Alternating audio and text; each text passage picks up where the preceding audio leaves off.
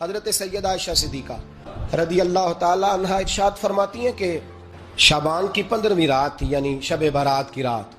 فرماتی ہیں شعبان کی 15ویں رات تھی، میں نے اچانک نظر ڈالی تو حضور میرے بستر میں تھے، پھر میری نظر پڑی تو حضور نہیں تھے۔ میرے دل میں گمان آیا، خیال آیا کہ شاید کسی اور زوجہ کی طرف حضور کا میلان تباہ ہو گیا ہو، وہاں تشریف لے گئے ہوں۔ فرماتی میں اٹھی باہر گئی تو نبی کریم علیہ السلام جنت البقیع میں تھے، قریب ایک جگہ پہ حضور دعائیں مانگ رہے تھے۔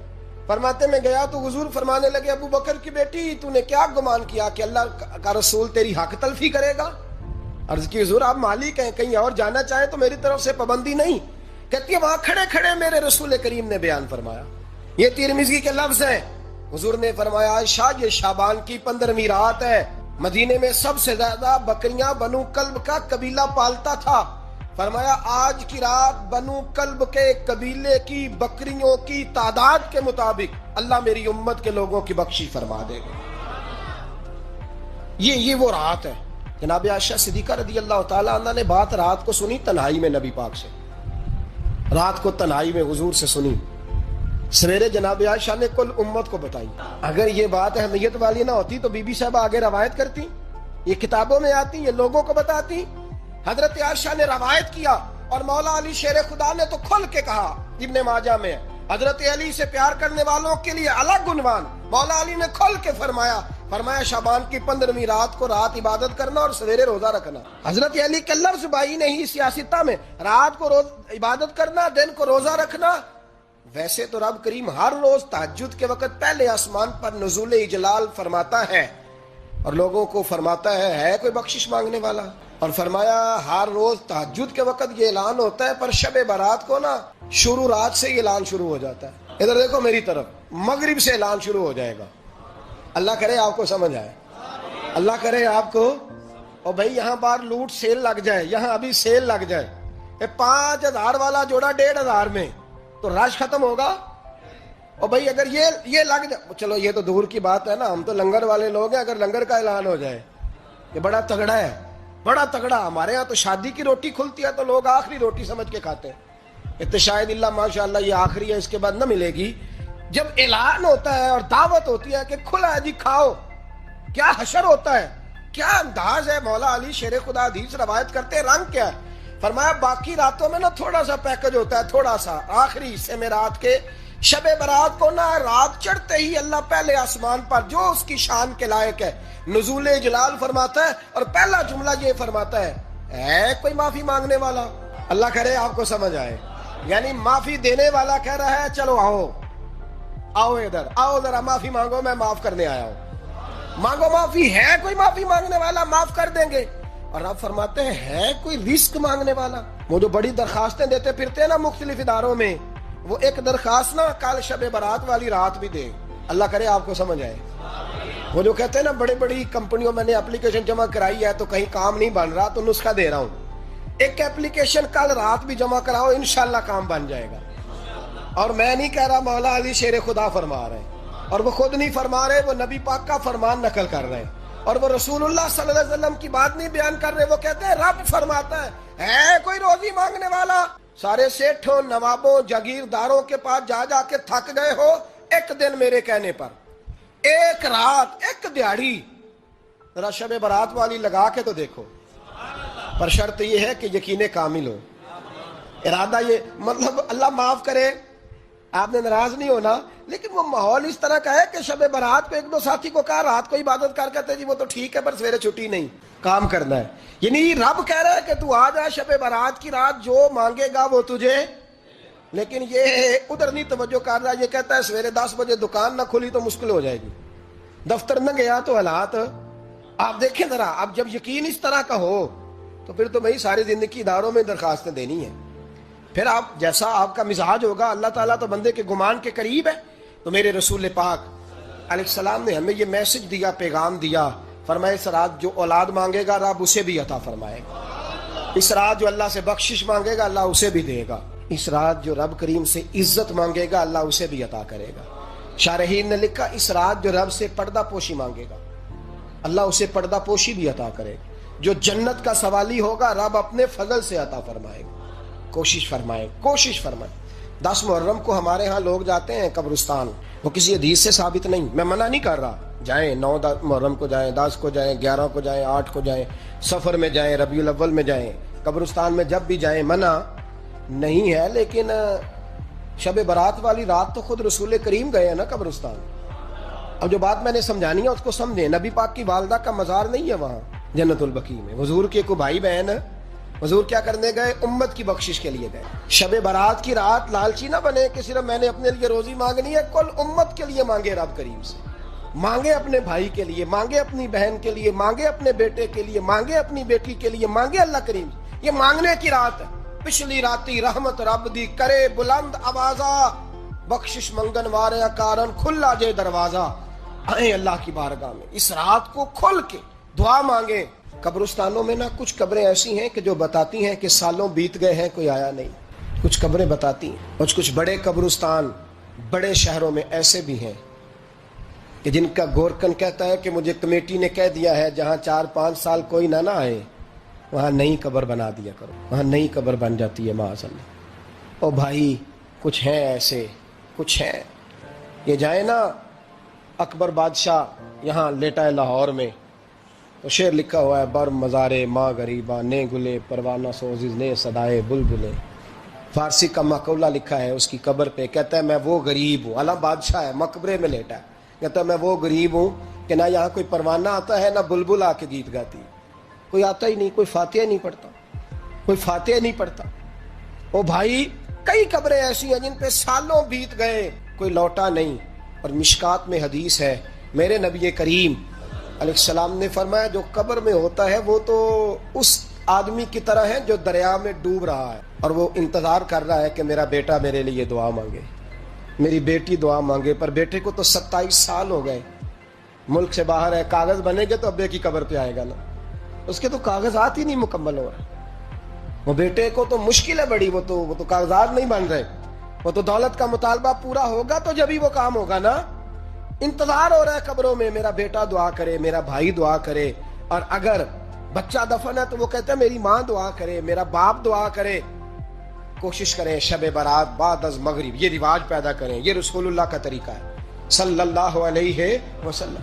قبرستان میں جائیں اور جا کر کے وہاں اللہ تبارک و تعالیٰ سے دعا مانگیں کہ یا اللہ جو اس قبرستان میں لیٹے ہیں وہ بھی, اور جو آج تک کلمہ پڑھنے والے دنیا سے گئے وہ بھی, اور جو قیامت تک جائیں گے وہ بھی, اے اللہ تو سب کی بخشش فرما دے. اللہ کی رحمت کو محدود نہ کریں کہ صرف مجھے بخش دے, اسے کہیں یا اللہ کل کی بخشش فرما. ساری امت کے لیے دعا کریں. شب برات کی رات نفل پڑھیں. ہمارے ہاں محفل ہوتی ہے ہر سال الحمدللہ, بڑے شوق سے بڑا خوبصورت ہم اہتمام کرتے ہیں. لیکن میں اکثر دوستوں سے کہا کرتا ہوں کہ جن کو اکیلے میں نفل پڑھنے میں مزہ آئے وہ اکیلے میں پڑھیں. کتنی کھلی بات کر رہا ہوں, میں پابند نہیں کر رہا کہ آپ یہاں آئیں گے محفل میں آئیں گے ضروری ہے. بھئی آپ کو اکیلے میں مزہ آتا ہے نا. کچھ لوگ تنہائی میں ہو تو دل زیادہ لگتا ہے, وہ تنہائی میں کریں اللہ اللہ کوئی حرج نہیں. لیکن کچھ ایسے ہیں کہ نعت سنتے ہیں تو دل نرم ہوتا ہے, تقریر سنتے ہیں تو دل نرم ہوتا ہے. تو جن کا اس طرح نرم ہوتا ہے وہ مسجد میں آئے, بات سنیں. کچھ کو سب کے بیچ بیٹھ کے رونا آتا ہے. حضرت سعدی شرازی فرمایا کرتے تھے کچھ لوگوں کے آنسو مجھے رلا جاتے ہیں. فرماتے ہیں کچھ کی آنکھیں دیکھ کے رو پڑتا ہوں, لہٰذا میں جب بھی ذکر کرتا ہوں محفلوں میں بیٹھ کے کرتا ہوں. تنہائیوں میں مجھ سے نہیں ہوتا, تو جس سے نہیں ہوتا وہ آئے نا, مسجد میں آئے, رات عبادت کرے. کل مغرب سے پہلے پہلے کام سمیٹ لے سارے, اور مغرب کے بعد یہ رات شروع ہوگی, مغرب کے بعد ایک چھٹی کر لو اللہ رسول کے لیے. کر لیں گے انشاءاللہ تعالی ایک چھٹی. اور توبہ کی رات ہے یہ, توبہ کرنی ہے. توبہ کس کو کہتے ہیں؟ توبہ کا معنی ہے پچھلے گناہ پر پچھتانا, شرمسار ہونا. کہتے نہیں اے کاش میں نہ کرتا, اور وہ لفظوں میں نہیں جملوں میں نہیں, توبہ رٹی رٹائی نہیں, شرمسار ہونا اور آئندہ گناہ نہ کرنے کا پکا ارادہ کرنا, اس کا نام توبہ ہے. دیکھیں اللہ تعالیٰ فضل کرے, میں نے پچھلے سال کہا تھا پھر کہتا ہوں, مسجدوں سے نا شب برات کی رات, شب قدر کی رات چیخوں کی آوازیں آتی ہیں, لوگ اتنا روتے ہیں نا. رونا چاہیے, کم روتے ہیں زیادہ رونا چاہیے. لیکن سوال یہ ہے کہ اتنا زیادہ لوگ شب برات کی رات روتے ہیں, کیا پھر سویرے بددیانتی ختم ہو جاتی ہے؟ جو رات مسجد میں کھل کے رو کے آیا ہے اس کا پروگرام ہے نا, کیا ملاوٹ کبھی نہیں کرے گا, اب گاہکوں سے جھوٹ کبھی نہیں بولے گا, اب وہ بددیانتی کا معاملہ کبھی نہیں کرے گا. لیکن رات روتا بھی رہے اور سویرے پروگرام یہ ہو کہ میں نے پھر لوگوں کو فریب دینا ہے, داؤ لگانا ہے, تو اس نے توبہ کیا رات کے، یہاں بس یہ ایکٹنگ کر کے لوٹ آیا ہے، یعنی بڑی سجا بنا کر کے سوار کر کے رات توبہ کی۔ کیا مطلب ہے توبہ کا؟ کہ توبہ آپ نے کی۔ حضرت حسن بصری سے کسی نے کہا توبہ کیا ہے؟ فرمانے لگے توبہ یہ ہے کہ جس گلی سے رب نے تجھے منع کیا ہے دوبارہ پھر تو اس گلی میں نظر نہ آئے، تو نظر ہی نہ آئے، اور جس جگہ جانے کا رب نے تجھے حکم دیا ہے پھر تو دوبارہ وہاں سے غیر حاضر نہ ہو۔ اگر یہ پروگرام ہی نہیں، ارادہ ہی نہیں، بچے ایک دو مجھے کہنے لگے کل حضرت صاحب توبہ کے موضوع پر ہم نے گفتگو کرنی ہے تو کوئی باپ بتائے کہاں پہ ہے، کچھ بچے شاگرد ہیں، کچھ مسجدوں میں جمعہ پڑھاتے ہیں۔ ایک نے مجھ سے کہا تو میں نے کہا بیٹے پہلے مسجد میں جاؤ، 2 نفل پڑھو، توبہ کرو، توبہ کا ارادہ بناؤ، یہ رسم نہیں ہے۔ وہ نعت خواں بھی تو توبہ کر لینا جو شب برات کے دن لوگوں کو توبہ کرانے آیا ہے اور 25,000 کا سودا کر کے آیا ہے۔ تو آج اس کام سے تو توبہ کرنا، یہ نوٹ پھکوانے سے تو توبہ کرنا، یہ رسم ہے؟ ساری رات توبہ توبہ توبہ توبہ، یہ کیا معنی ہے اس کا؟ کیا مطلب ہے؟ امام غزالی فرماتے ہیں کہ ایک آدمی بادشاہ کا گارڈ تھا، سپاہی تھا، اس کا پہرے دار تھا، نگرانی کرتا تھا، بڑی وفاداری سے نوکری کرتا رہا۔ بادشاہ نے اسے تنخواہ کے علاوہ بھی بڑا نوازا، اسے بادشاہ نے بڑے الاؤنسز دیے، بادشاہ نے بڑا کچھ دیا، مکان دیا۔ کچھ سالوں کے بعد بادشاہ کو پتا چلا کہ یہ میرے لیے نہیں آتا تھا، اس کی تو میری کنیز پر نظر تھی، اس نے تو رات کی ڈیوٹی اس لیے لگوائی تھی کہ کنیز پر نظر تھی۔ تو امام فرماتے ہیں کہ بتاؤ پھر وہ بادشاہ اس کے ساتھ کیا سلوک کرے گا؟ وہ کیا سلوک کرے گا؟ تو لوگ کہنے لگے حضور لگتا یہ ہے کہ وہ 4-5 حصوں میں کاٹ کے تو کتوں کے آگے پھینکے گا۔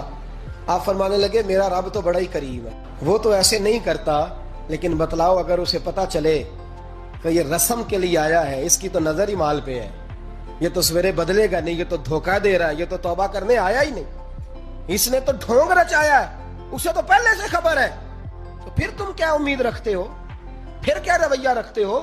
شب برات کی رات دھاڑے مار مار کے رونا اور صبح اسی طرح دھوکہ دینا، اسی طرح فریب کرنا، اسی طرح جھوٹ بولنا، اسی طرح بددیانتی کرنا، اسی طرح لوگوں کو لوٹنا، تو یہ رسم نہیں ہے توبہ۔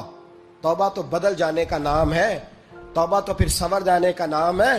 توبہ تو اس طرح ہے جس طرح حضرت ابراہیم ابن ادھم نے کی تھی، وقت کے بادشاہ تھے، بادشاہ جب توبہ کی تو پھر ہر چیز چھوڑ دی، پھر مال لوگوں میں بانٹ دیا اور پھر ٹاٹ کا لباس پہن کر زندگی گزاری۔ لوگوں نے کہا حضور یہ تبدیلی ہے؟ فرمایا تبدیلی نہیں، یہ میری توبہ ہے، یہ میری توبہ ہے۔ جب توبہ کی تو پھر بدل کے کی، جب توبہ کی تو پھر تبدیل کیا آپ نے۔ یہ کیا توبہ ہوئی؟ ساری رات روتے رہے، سویرے دکان پہ جا کے پھر قسم اٹھائی کہ مجھے تو پڑتا ہی 11,000 کا ہے، یہ توبہ ہے؟ تو آپ نے اور میں نے توبہ کرنی ہے تو انشاءاللہ تعالیٰ اس طرح کرنی ہے کہ پھر 15ویں شعبان کو بدل جائے۔ یہ جو موقع آتے ہیں نا شب برات کے، شب قدر کے، یہ بنیادی طور پر اللہ تعالیٰ کی طرف سے دی ہوا موقع ہوتا ہے کہ چلو تمہیں چانس دیتے ہیں، پابندی کوئی نہیں۔ اللہ فرماتا ہے کچھ لوگوں کا دعویٰ ہے کہ ہم اللہ اور آخرت پر ایمان رکھتے ہیں، حالانکہ وہ ایمان نہیں رکھتے، دعویٰ کرتے ہیں، نفاق کا مظاہرہ کرتے ہیں، منافقت کرتے ہیں۔ جو اللہ کو ماننے والا ہوتا ہے اس کا رنگ اور ہوتا ہے، جس کو پتہ ہوتا ہے قیامت کے دن اللہ کے حضور کھڑے ہونا ہے، اس کے اعمال یہ نہیں مانتے، کہتے ہیں ہم مانتے ہیں، پر مانتے، دعویٰ ہے کہ ہم مانتے ہیں آخرت کو بھی اور اللہ کو بھی، پر نہیں مانتے۔ قیامت قائم ہونا ضروری ہے، اگر وقوع قیامت نہ ہو تو ظالم کی تو موجیں لگ گئیں، جابر تو موج کرے گا، فاسق اور فاجر تو کہیں گے دنیا میں بھی ہم اپنے اقتدار کے زور پر جیتے رہے، آج بھی ہمیں پوچھنے والا کوئی نہیں۔ عقلاً نقلاً قیامت کا قائم ہونا ضروری ہے۔ قیامت قائم ہوگی تو مظلوم کو اس کے ظلم پر داد رسی کی جائے گی اور ظالم کو سزا ملے گی۔ ایک آدمی ساری زندگی دنیا کے اندر لوٹ مار کرتا رہا، دھوکہ فریب فراڈ کرتا رہا، اس کی راتیں شراب و کباب میں گزر گئیں، وہ مرے اور بات ختم ہو گئی، ٹھیک ہے موج کر کے چلا گیا۔ ایک آدمی ساری زندگی اس نے اللہ تبارک و تعالیٰ کی رضا کے لیے اپنی نظر کی حفاظت کی، زبان کی حفاظت کی، یہاں تک کہ دل کی بھی حفاظت کی، وہ بھی مرے تو معاملہ ختم ہو گیا۔ اس طرح تو پھر سرکش کا کچھ بنے گا ہی نہیں، نظام زندگی ساری اس کی سوچ ختم ہو کے رہ جائے گی اگر قیامت قائم نہیں ہوتی۔ قیامت کا قائم ہونا حق ہے، اس لیے قرآن مجید نے ایک جگہ پہ نہیں 20 جگہ پہ یہ بیان فرمایا ہے کہ قیامت ضرور قائم ہے، قیامت، اور وہ قائم ہو کر اپنے سارے لوازمات سمیت قائم ہوگی۔ میرے نبی پاک صلی اللہ علیہ وسلم نے فرمایا مظلوم کو حق ملے گا، ظالم کو سزا ملے گی۔ جابر اس دن اللہ کی بارگاہ میں رسوا کیے جائیں گے، جن پر جبر کرتے رہے انہیں اللہ کے حضور سے عطا کیا جائے۔ قیامت کا وقوع ہونا ضروری ہے، اور قیامت تو جب قائم ہوگی تب ہوگی، دنیا میں بھی ایسا ہوتا ہے۔ ظلم کا انجام ٹھیک نہیں ہوتا، جبر کا انجام، جھوٹ کی زندگی لمبی نہیں ہوتی، دھوکے، فریب، فراڈ، ملمہ سازی، ان چیزوں کی عمریں اللہ نے تھوڑی رکھی ہے۔ وقتی طور پر ظالم کو، دھوکے باز کو، جابر کو جو مہلت ملتی ہے وہ سمجھتا ہے میری سیاست کام کر رہی ہے، وہ سمجھتا ہے میں بڑا دانا ہوں، بڑا چلاک ہوں، دیکھ لو اتنے ظلم کے، جبر کے، دھوکے کے باوجود بنا ہوا ہوں۔ حالانکہ اللہ کی طرف سے اسے مہلت ملتی ہے اور بڑا ہی مہربان ہے۔ مہلت اس طرح دیتا ہے کہ میرے نبی پاک علیہ السلام نے فرمایا جب میرا مسلمان نیکی کرتا ہے تو اللہ فرشتوں سے فرماتا ہے 70 گنا بڑھا کے لکھ لو اس کی نیکی، 70 گنا۔ اور جب گناہ کرتا ہے تو اللہ فرماتا ہے ٹھہر جاؤ ابھی لکھنا نہ، اسے ٹائم دو۔ یا اللہ کتنا؟ فرمایا 24 گھنٹے تو دو، ہو سکتا ہے توبہ کر لے، یہ اس کی مہربانی ہے۔ اب وہ جو اللہ نے مہلت دی ہے نا کہ شاید توبہ کر لے، لوگ سمجھتے ہیں میری چالاکی کی وجہ سے نظام سیٹ چل رہا ہے، میں بڑا تیز ہوں، 2 4 5 باتیں بولتا ہوں سب صحیح ہو جاتا ہے۔ لوگ اس کو اپنی دانائی سمجھ لیتے ہیں، حالانکہ وہ اللہ کی طرف سے۔ فرعون نے کئی 100 سال حکومت کی اور اس طرح اس نے ظلم کیے کہ لاکھوں اور ہزاروں بچے قتل ہی کرا دیے، 12,000 عورتوں کے پیٹ میں حمل تھا اس نے ضائع کرا دیا۔ جب حضرت موسیٰ علیہ السلام اپنی قوم کو لے کے نکلے، راستے میں دریا آ گیا، فرعون پیچھے لگا ہوا تھا، وَإِذْ فَرَقْنَا بِكُمُ الْبَحْرَ فَأَنْجَيْنَاكُمْ۔ اللہ فرماتے ہیں تمہارے لیے میں نے دریا کو پھاڑا اور تمہیں نجات دے دی، وَأَغْرَقْنَا آلَ فِرْعَوْنَ، اور فرعون کو غرق کر دیا، وَأَنْتُمْ تَنْظُرُونَ، تم کھڑے دیکھ رہے تھے۔ اب جب حضرت موسیٰ دریا کے کنارے پہنچے تو فرعون بھی پیچھے آیا۔ فرعون لوگوں سے کہا کرتا تھا کہ میں کہتا ہوں تو دریا چلتا ہے، میں کہتا ہوں تو ہوائیں آتی ہیں، میرے حکم کے پابند ہیں سارے۔ جاگ رہے ہیں نا آپ حضرات؟ غور فرمائیے گا بات پر، دعویٰ تھا اس کا کہ میں کہتا ہوں تو نظام زندگی چلتا ہے۔ اب جب دریا کے کنارے پہنچی حضرت موسیٰ علیہ السلام تو اللہ نے حکم دیا کہ آپ عصا ماریں۔ جناب موسیٰ نے عصا مارا، 12 رستے بن گئے۔ اب حضرت موسیٰ کی قوم گزر رہی تھی تو فرعون سے پوچھنے لگے کہ تو کہتا تھا میرے حکم سے چلتا ہے، تو وہ تو حضرت موسیٰ نے ڈنڈا مارا ہے تو رستہ بن گیا ہے۔ باز نہیں آتا انسان باز بنے بڑے اس کے پاس بڑی دلیلیں ہیں، جھوٹ سچ بول کے اپنے آپ کو مطمئن کرتا ہے، آخر دم تک تبدیل ہونے کو تیار نہیں ہوتا، دلیلیں گھڑتا رہتا ہے، بناتا رہتا ہے، شور کرتا ہے جان بوجھ کے۔ بھئی تو کہتا تھا میرے چلانے سے چلتا ہے، تو باز ابھی بھی نہیں آیا۔ کہنے لگا میں نے ہی حکم دیا کہ ذرا پھٹ جا، مجھے یہ زندہ چاہیے۔ باز رسی جل گئی، بال کہنے لگا میں نہیں کہا ہے دریا کو کہ یہ مجھے زندہ چاہیے، میرے بھاگے ہوئے ہیں تو اس لیے پھٹا ہے، تو آؤ میرے ساتھ دریا کراس کرے۔ تو پتا تو ان کو بھی تھا نا جتنا تو رب بنا ہوا ہے، پتا تو تھا، سارے جانتے تھے۔ کہنے لگے تو پہلے کراس کر، اگر تو بچ گیا تو ہم بھی پیچھے آتے ہیں۔ اب چاروں ناچار۔ ایک روایت تو یہ ہے کہ یہ جب خدائی کا دعویٰ کرتا تھا نا، تخت پہ بیٹھا ہوتا تھا، تو ایک دن حضرت جبریل آئے اس کے پاس انسانی شکل میں، تو کہنے لگے میں بڑی دور سے آیا ہوں تو ایک مسئلہ پوچھنا تھا۔ کہا پوچھو۔ کہنے لگے ایک غلام تھا کسی بادشاہ کا، تو بادشاہ نے اسے تھوڑی دیر کے لیے ایک علاقے کی سربراہی دے دی۔ کتنی دیر کے لیے ہمیں سربراہیاں ملتی ہیں؟ کیوں جی؟ تھوڑی دیر کے لیے ملتی ہے نا، تھوڑی دیر کے لیے سربراہی دے دی ایک غلام کو۔ ذرا بات کو سمجھیے، حضرت جبریل پوچھتے ہیں، کہتے ہیں سربراہی مل گئی، اب وہ مالک ہی بن کے بیٹھ گیا ہے، وہ بات ہی نہیں سنتا، اس کو تھوڑی دیر کے لیے بنایا تھا، وہ تو خدائی کا دعویٰ کرنے لگا ہے، آپ بتائیں اس کا انجام کیا ہونا چاہیے؟ یہ مسئلہ پوچھنے آیا ہوں۔ تو فرعون کہنے لگا اس کا انجام یہ ہے کہ اسے پانی میں گوتے دے دے کے مار دے۔ انجام کیا ہے؟ بولیے کیا انجام ہے؟ کیا انجام ہے جی؟ پانی میں، اللہ اکبر، اپنی سزا تجویز کر رہا ہے۔ اس کی سزا کہ اسے پانی میں گوتے دے دے کے مارو ظالم کو، اسے تھوڑی دیر کے لیے بنایا تھا اور وہ چھائی گیا ہے، قبضہ ہی کر گیا ہے۔ حضرت جبریل کہنے لگے جی آپ لکھ کے دے دیں گے؟ کہنے لگا لاؤ لکھ دیتے ہیں۔ لکھوا لیا، جناب جبریل رکا لے کے تشریف لے گئے۔ اب جب فرعون دریا میں آیا نا تو اللہ نے حکم دیا مل جا۔ جب دریا ملا چیخنے لگا تو حضرت جبریل آئے، کہنے لگے تیرا ہی فتویٰ ہے، یہ تیری سزا ہی ہے نا، ہم بھی بڑی سزائیں تجویز کرتے ہیں، یہ جھوٹا ہے جی، اس کا تو فلانا علاج ہونا چاہیے، تو اگر تو جھوٹ بولے تو یہ فلانا بڑا جاور ہے جی، اس کے ساتھ اس طرح ہونا چاہیے، تو اگر تو یہ کام کرے تو جو سزا تو لوگوں کے لیے تجویز کر رہا ہے تو اپنے بارے میں بھی سوچ۔ اب جب گوتے آئے نا، آخری وقت دیکھا وہ فرعون جو کہتا تھا میری مرضی سے دریا چلتا ہے، علامہ ساوی نے تفسیر ساوی میں لکھا ہے تڑپ کے رونے لگا۔ جب یہ مزاج ہے، ایک دفعہ اوپر آتا ہے آدمی جب دریا میں جاتا ہے، اوپر آیا تو چیخنے او میرے حواریو خدا کا واسطہ مجھے بچاؤ۔ کہنے لگے تو کہتا تھا میری مرضی سے چلتا ہے، بے بسی ہے، تڑپتا ہے، روتا ہے، وارث شاہ مان کری نہ وارثہ دا، رب بے وارثہ کر کے ماردائی، تڑپ رہا ہے، چلا رہا ہے، کوئی مدد کو نہیں پہنچتا۔ اب جب آخری ہوتا آیا تو کہنے لگا آمنا برب موسیٰ و ہارون، میں موسیٰ کے رب کو بھی مان گیا، ہارون کے رب کو بھی۔ اللہ نے فرمایا نہیں، اب تیرا ماننا قابل قبول ہے، اس وقت ماننا تھا جب تجھے مہلت دی تھی، جب تو جوان تھا۔ بڑھاپا آتا ہے، بیماری آتی ہے، جوان آدمی بیماری کا شکار ہوتا ہے تو کہتا ہے یا اللہ ایک دفعہ صحیح کر دے، میں ساری پڑھا کروں گا، ایک دفعہ ٹھیک کر دے، میں مسجد میں رہوں گا، میں اگلے سال اعتکاف بھی کروں گا، میں ساری تراویحیں پڑھوں گا۔ تو اس وقت پڑھنی تھی جب تجھے مہلت دی تھی، اس وقت پڑھنا تھا جب اللہ نے تجھے آسانی دی، زندگی دی۔ اگلا وقت یہ حال ایک کا نہیں ہوا۔ نمرود کو دیکھ لیں، حضرت ابراہیم علیہ السلام کو کہتا تھا میں رب ہوں، آپ نے فرمایا رب تو وہ ہے جو زندہ کرتا اور مارتا ہے۔ ایک موت کا قیدی بلایا، کہنے لگا ہاں بھائی کتنے دن رہ گئے تھے پھانسی میں؟ کہنے لگا جی پرسوں ہونی تھی، کہا جا تجھے آزاد کیا، لو میں بھی زندگی دیتا ہوں۔ ایک بے گناہ آدمی کو پکڑ کے قتل کر دیا، کہتا میں بھی مارتا ہوں۔ حضرت ابراہیم علیہ السلام کہنے لگے تو بیوقوف جیسی دلیلیں دے رہا ہے، چل اس طرح کر، میرا رب سورج مشرق سے نکالتا ہے، تو اگر رب ہے تو مغرب سے نکال کے دکھا۔ اب دلیل کا جواب کوئی نہیں تھا تو کہنے لگا پکڑو اور آگ میں ڈال دو۔ اللہ کے نبی کو آگ میں ڈالنے والا، یہاں ایک مچھر بیٹھا ہے، 400 سال حکومت کی اور خدائی کا دعویٰ کیا، یہاں مچھر بیٹھا تھا، چھینک آئی تو مچھر اندر چلا گیا۔ پہلے دربار کا ادب یہ تھا کہ جو آئے سجدہ کرے، اب اس کے سر پہ کوئی چیز مارتا تھا تو اسے سکون ہوتا تھا، مچھر تھوڑی دیر کے لیے اس کا دماغ چھوڑتا تھا۔ او بھائی یہ اس دھرتی پہ اللہ نے لوگوں کو نظارے دکھائے اور ہمیں سمجھانے کے لیے دکھائے، ہمیں تفکر کی، غور کی دعوت دی کہ دیکھ لینا، اپنے عمل کو پرکھنا۔ تمہارے عمل حضرت موسیٰ کے فرما برداروں جیسے ہیں، جناب ابراہیم کے فرما برداروں جیسے ہیں، یا بن کے بیٹھ گئے ہو؟ اب دربار کا ادب یہ ہے، بے بسی کا یہ حال ہے کہ جوتے لٹکتے ہیں دربار میں، جو آتا ہے جوتا کھینچتا ہے، اور ادب یہ ہے کہ 10 جوتے نمرود کے سر پہ مارو، اور 400 سال جوتے لگتے رہے۔ روتا تھا، جو آدمی آتا تھا منتیں کرتا تھا، کہتا تھا کہیں سے کوئی دوائی مل جائے گی۔ پاگلوں جیسی زندگی گزاری، پاگلوں جیسی سخت۔ وہ تو حساب، وقوع قیامت تو حساب ہوگا ہی۔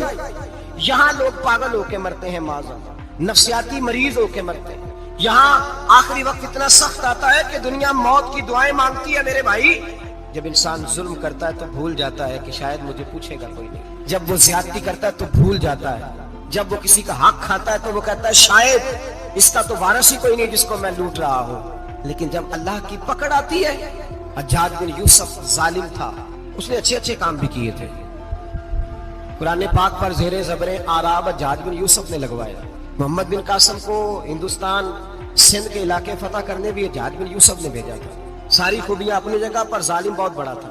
کسی آدمی نے اس کے سامنے کونے کی طرف منہ کر کے ساتھ والے سے بات کر لی تو کہنے لگا میرے خلاف کیا، اس کو لے جاؤ، 2 ٹکڑے کر کے واپس لے آؤ۔ توتی بولتا ہے نا اقتدار، جب کسی کے ہاتھ اقتدار ہوتا ہے نا، وہ چاہے ایک گھر کا ہی کیوں نہ ہو، وہ 10 بندے فیکٹری میں کام کرتے ہو اور جو ان کا مالک ہوتا ہے وہ کہتا میں مالک ہوں، مجھے مانو۔ جب تو صاحب اقتدار ہوتا ہے نا، جب تو سسر بن کے بیٹھتا ہے اور کسی غریب گھر کی بہو آتی ہے 2-4 تو کہتا ہے میرا اقتدار ہونا چاہیے۔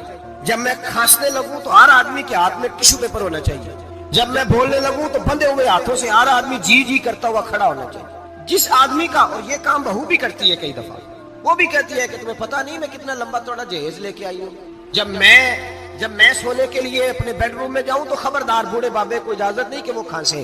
اماں کو چاہیے کہ اگر اس کو بڑی سخت پیاس بھی لگی ہے تو میرے سوتے باورچی خانے میں برتن نہ کھٹکھٹائے۔ جو جہاں بھی جس اسٹیج پہ بھی بیٹھتا ہے وہ کہتا ہے کوئی نہیں مجھے پوچھنے والا، میں مطلق العنان ہوں۔ جوان بوڑھوں کا مذاق اڑاتے ہیں، سمجھتے ہیں شاید کبھی بوڑھے نہیں ہونے، مذاق اڑاتے ہیں۔ تندرست لوگ بیماروں کا مذاق اڑاتے ہیں، شاید کبھی بیمار نہیں ہونا۔ حجاج بن یوسف ظالم تھا، ظلم کرتا تھا، زیادتی کرتا تھا۔ حضرت سعید بن جبیر ایک تابعی بزرگ تھے، اتنے بڑے بزرگ تھے کہ ساری رات نماز پڑھتے تھے، سارا سال روزہ رکھتے تھے۔ ایک دن انہوں نے ممبر پہ بیٹھ کے کہا کہ حجاج ظلم سے باز آ جائے ورنہ اللہ کی لاٹھی بڑی بے آواز ہے۔ اللہ کی لاٹھی، اس کا کیا مطلب ہوتا ہے؟ اس کا مطلب ہے جب رب کی لاٹھی چلتی ہے تو اس کی آواز، جی اس کا پہلے کوئی پیغام، وہ پہلے اعلان نہیں کرتا کہ تگڑے ہو جاؤ لاٹھی چلنے لگی ہے، لاٹھی چلتی ہے پر اس کی آواز، سمجھ آ رہی ہے میری بات کی؟ جمعۃ الوداع کے لیے تشریف لانے والے احباب خاص غور فرمائیے گا۔ حجاج بن یوسف کو پتا چلا کہ حضرت سعید بن جبیر نے میرے خلاف بات کی، بلا لیا، کہنے لگا تو نے میرے خلاف بات کی ہے؟ فرمانے لگے کی ہے۔ کہنے لگا تجھے پتا ہے میں قتل کر دوں گا؟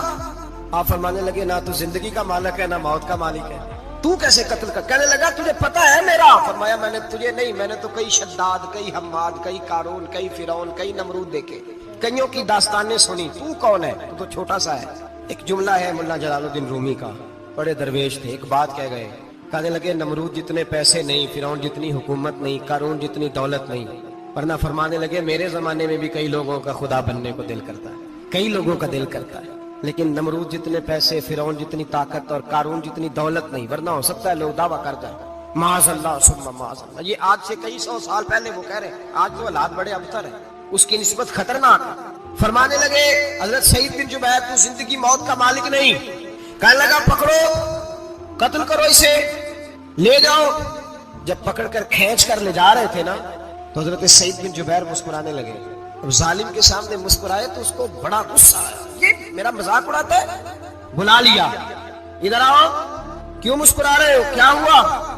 حضرت سعید بن جبیر کہنے لگے میں مسکرا رہا ہوں تیری بیوقوفی پر اور اپنے اللہ کی دی ہوئی ڈھیل پر۔ میں مسکرا رہا ہوں کہ یا اللہ کیا بات ہے، کیا تیرا شان ہے، کیسے لوگوں کو ڈھیل دی ہوئی ہے۔ میں مسکرا رہا ہوں تیری بیوقوفی پر کہ تو سمجھتا ہے شاید مجھے پوچھنے والا کوئی نہیں۔ کہنے لگا اس کو باہر نہ لے جاؤ، میرے سامنے قتل کرو۔ ٹھیک ہے جی، قتل کرنے لگے تو حضرت سعید بن جبیر نے منہ کعبے کی جانب کر لیا۔ انی وجہت وجہی للذی فطر السماوات والارض حنیفا وما انا من المشرکین۔ جب آپ نے یہ آیتیں پڑھی نا کہ میں نے منہ کر لیا ہے اپنے رب کی جانب، کرو مجھے قتل، کہنے لگا نہیں نہیں، اس کا منہ پھیرو، کعبے کی طرف ہو کے قتل نہ ہو۔ ہے ظالم پر پاگل ہو گیا ہے۔ حضرت سعید بن جبیر کے حوصلے نے شکست دے دی، ناکام ہو گیا، مخبوط الحواس ہو، کہنے لگا اس کا منہ پھیر دو۔ جب کعبے سے پھیرا تو آپ فرمانے لگے للہ المشرق والمغرب فانما تولى فثم وجه اللہ۔ اللہ فرماتا ہے تو مشرق اور مغرب سارا ہی اللہ کا ہے، جدھر بھی منہ کرو گے ادھر اللہ ہی اللہ ہے، جدھر بھی منہ کرو گے ادھر اللہ ہی اللہ ہے، چاروں جانب پھیر دے، جدھر منہ پھیرنا ہے تو نے پھیر دیا منہ۔ حضرت سعید بن جبیر کے گلے پہ خنجر رکھا تو آپ نے ہاتھ اٹھائے، کہنے لگے اے اللہ میرے بعد اسے کسی اور پر مسلط نہ کرنا، میرے بعد کسی اور پر مسلط نہ، بس میں آخری ہوں۔ جب آپ ذبح ہوئے تو اتنا خون نکلا، اتنا خون نکلا کہ لوگ کہتے ہیں جتنا اونٹ کے وجود سے نکلتا، تر ہو گیا سارا اس کا دربار۔ ایک سمجھدار آدمی کو بلا کے کہنے لگا اتنا خون میں نے بڑے بندے قتل کرائے ہیں پر اتنا خون نہیں نکلا۔ تو وہ کہنے لگے لوگ مر جاتے، مرتے وقت ڈر جاتے ہیں، سہم جاتے ہیں، خون سکڑ جاتا ہے، لگتا ہے یہ شخص جب دنیا سے گیا ہے تو ڈٹ کے گیا ہے، یہ ڈٹ کے گیا ہے دنیا سے۔ حجاج بن یوسف رات کو سویا تو تڑپ کے اٹھا، کیا ہوا؟ گھر والے کہنے لگے کیا ہوا؟ کہنے لگے سعید بن جبیر خواب میں آیا اور کہتے ہیں اٹھ مجھے بتا تو نے مجھے کیوں قتل کیا، بتا کیوں مارا؟ اگلی رات پھر سویا تو وہی خواب، پھر سویا تو وہی۔ گناہ نفسیاتی مریض بنا دیتا۔